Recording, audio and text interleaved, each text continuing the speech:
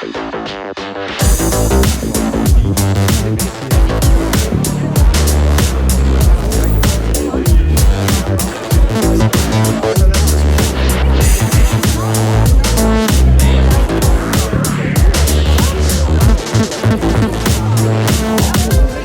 Thierry Noguet, à l'appel de l'ADSZRP, vous avez réussi à réunir de nombreux élus de la Carène pour manifester pour une mise aux normes de l'usine Yara. Quels sont vos échanges actuellement avec la direction ? Alors les échanges sont tendus. J'ai eu Monsieur Ménard, le directeur du site, hier pendant 3 quarts d'heure au téléphone, qui premièrement ne comprenait pas qu'en tant que maire de Montoire de Bretagne, je devais défendre les entreprises et il ne comprenait pas pourquoi je rejoignais le mouvement de l'ADZRP. Je lui ai dit tout simplement qu'on n'est pas toujours d'accord avec l'association de l'ADZRP, mais je suis inquiet pour la sécurité des salariés sur le site de Yara, puisque depuis une quinzaine de jours, j'ai des appels constants de salariés qui s'inquiètent pour leur sécurité. Je n'aurais pas forcément bougé autrement, mais à partir du moment où il y a des salariés qui vous appellent au secours, moi en tant que maire, je dois me mobiliser et c'est pour ça que j'ai rejoint l'ADZRP dans ce combat.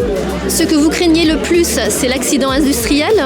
Alors l'accident industriel, alors après dans le PPRT, le risque d'explosion n'est pas pris en compte. Donc je vais demander au sous-préfet lors de le prochain comité de suivi de site qu'on prenne en compte cet ingrédient, même si ce n'est pas l'ingrédient principal, puisque c'est plutôt l'émanation des fumées toxiques liées à l'acide sulfurique et à l'ammoniac, mais c'est quand même un risque qui n'est pas négligeable. Et l'ammoniac, pour rappel, le site d'Ambès, Yara Ambès, au mois de juin, il y a eu 15 ouvriers qui ont été intoxiqués à cause des fumées d'ammoniac. Vous parliez tout à l'heure des maires de la Carène. Alors au-delà des maires de la Carène, aujourd'hui nous avons le sénateur M. Vaugrenard qui nous suit, qui nous accompagne. C'est assez inédit de réussir à rassembler autant d'élus. Voilà, c'est ce que j'allais vous dire. Le député Mathias Tavel, qui est de la NUPES, et je l'ai reçu cet après-midi en mairie à 13h, et on se disait qu'au-delà des étiquettes politiques et des couleurs politiques des uns ou des autres, au moins sur un combat comme ça, sur la sécurité des personnes, on peut tous se retrouver. Parce que la pollution, elle n'est pas de droite, elle n'est pas de gauche, elle n'est pas du centre, elle est vraiment globale. Et moi, je suis vraiment fier d'avoir pu réunir tous ces maires-là pour nous accompagner dans cette rencontre, dans ce rassemblement. Et puis, ce qui m'a irrité aussi par rapport aux propos du directeur de Yara, c'est que pour lui, les chiffres qui sont donnés à l'Adréal, qui mesurent la pollution des rejets en Loire et des fumées, ils sont bidonnés, ces chiffres à lui sont bons et les chiffres de l'État sont faux. Et pour conclure la discussion hier, il faut savoir, Monsieur Noguet, que notre entreprise, en termes de pollution, nous sommes la plus vertueuse du monde. Et quand vous entendez ça en tant qu'élu, on ne peut pas entendre ça. Quand je dis ça à mes administrés, ils ne peuvent pas l'entendre. Et après, on me dit, mais oui, mais grâce à Yara, enfin au niveau international, la souveraineté alimentaire de la France est préservée. Quand on sait que dans le même temps, 45% de ce que nous consommons dans nos assiettes, c'est importé de l'étranger. Si ça ne remonte pas plus haut niveau, c'est qu'au niveau de l'État, ça coince. Alors, est-ce que c'est les lobbying ? Parce que nos amis de la Terre, tout à l'heure, ont très bien expliqué ça, qu'il y a du lobbying de fait par les syndicats agricoles, notamment. Et je me dis, est-ce que c'est les syndicats agricoles au plus haut niveau qui bloquent et qui font pression sur l'État ? Je ne sais pas. Mais de toute façon, ici, c'est une première étape ce soir. Il y en aura sans doute une autre. Le prochain comité de suivi qui aura lieu à Montoire au mois de novembre en sera une deuxième étape. Et s'il faut monter à Paris pour aller rencontrer je ne sais quel ministre, on montera à Paris pour rencontrer les ministres. Quand aura lieu votre prochaine rencontre avec le sous-préfet ? Alors le sous-préfet, il sera présent courant novembre, je n'ai plus la date, mais je communiquerai sur les réseaux sociaux, parce que comme Yara sans faire de mauvais jeu de mots, il y aura l'entreprise IDEA, Yara et le terminal méthanier sur le comité de suivi de site. J'appellerai la population à se rassembler sur le parvis de l'hôtel de ville pour accueillir comme il se doit Monsieur Ménard qui se moque un peu de nous. Bonjour Mathias Tavel, vous participez au rassemblement avec les élus de la Carène pour une mise aux normes de l'usine Yara.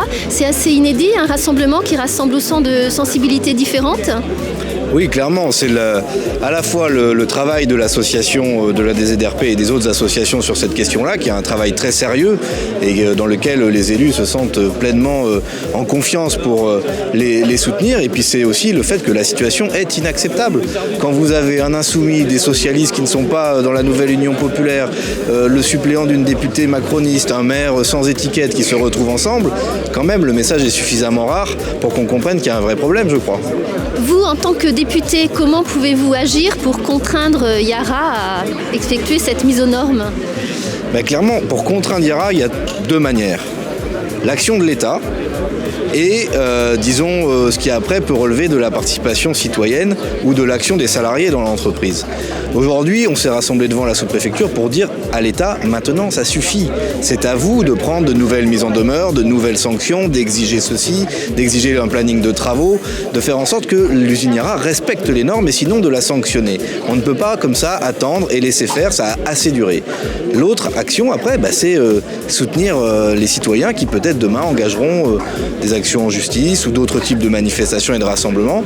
Et puis nous, parlementaires, on va regarder si dans la législation, il y a des choses qu'on peut faire modifier pour que ce soit plus exigeant.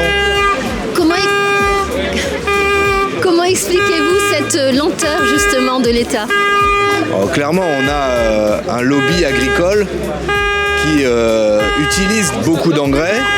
Et on voit bien que Yara a des entrées auprès notamment de l'Élysée et du gouvernement qui font pression sur les décisions qu'après peuvent prendre le préfet ou le sous-préfet. Donc c'est une question extrêmement politique.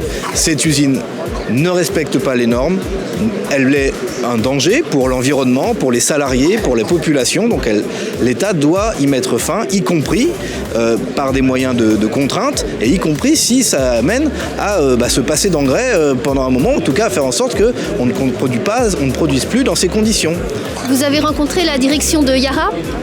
Alors j'ai demandé à la direction de Yara à pouvoir les rencontrer. Le rendez-vous a été annulé, reporté, donc je reste, moi, disponible pour échanger, mais j'ai cru comprendre aux réponses qu'ils ont fait à d'autres qu'ils ne cherchaient pas le dialogue. Et d'ailleurs, tous les acteurs de ce dossier vous le disent, salariés, associations, élus de diverses tendances, vous disent il n'y a pas de possibilité de dialogue, il n'y a pas de confiance possible aujourd'hui. Et la responsabilité, c'est la responsabilité de la direction de Yara, très clairement, et de l'État qui ne fait pas ce qu'il faut pour faire respecter les normes. Voilà, moi je souhaite que les salariés, les associations, les élus puissent être respectés, y compris par la direction de Yara. Merci Mathias Tavel. Merci à vous.